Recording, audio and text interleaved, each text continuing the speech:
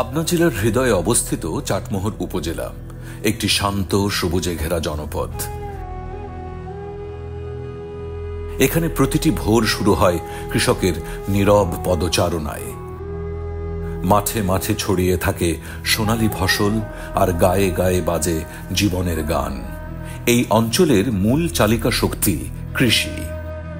ধান, পাট, আলু, সরিষা, ডাল এবং নানা ধরনের শাকসবজি।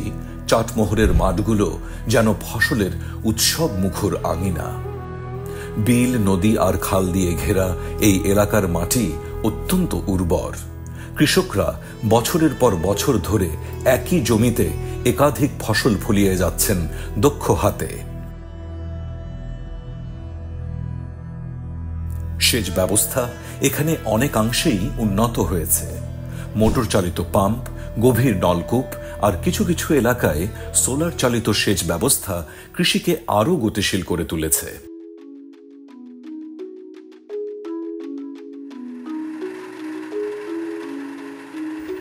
আধুনিক প্রযুক্তি যেমন পাওয়ার টিলার, ট্রাক্টর ও হ্যান্ড স্প্রেয়ার ব্যবহার করে কৃষকরা কাজের গতি ও উৎপাদনশীলতা বাড়িয়েছেন।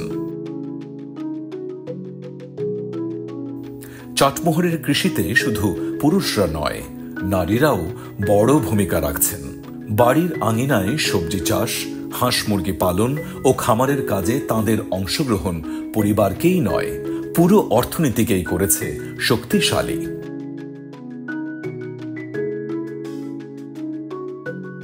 এছাড়াও কিছু তরুণ উদ্যোক্তা শুরু করেছেন গরু মোটাতাজাকরণ, ছাগল পালন এবং অর্গানিক সবজি চাষ।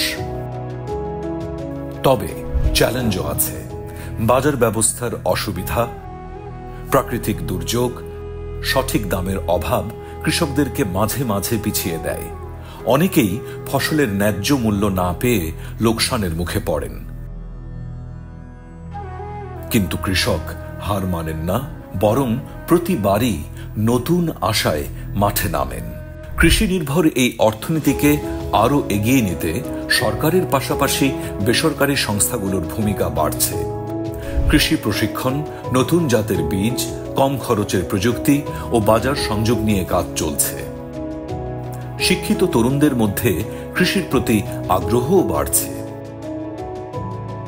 চাটমোহরে এখন অনেকেই ফার্ম ট্যুরিজম শুরু করার চিন্তা করছেন, যেখানে শহরের মানুষ এসে গ্রামীণ জীবনের স্বাদ নেবে, কৃষিকাজ দেখবে আর সরাসরি কৃষকের কাছ থেকে পণ্য কিনবে।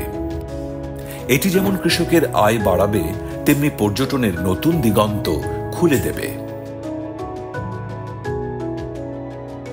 চাটমোহরের কৃষি কেবল জীবিকা নয়, এটি একটি জীবন দর্শন। এই জনপদের কৃষকেরা প্রতিদিন মাটি ও ঘামের বিনিময়ে গড়ে তুলছেন একটি সমৃদ্ধ বাংলাদেশ। এই প্রামাণ্যচিত্র সেই অক্লান্ত পরিশ্রমী মানুষের প্রতি আমাদের কৃতজ্ঞতা ও শ্রদ্ধার প্রতীক।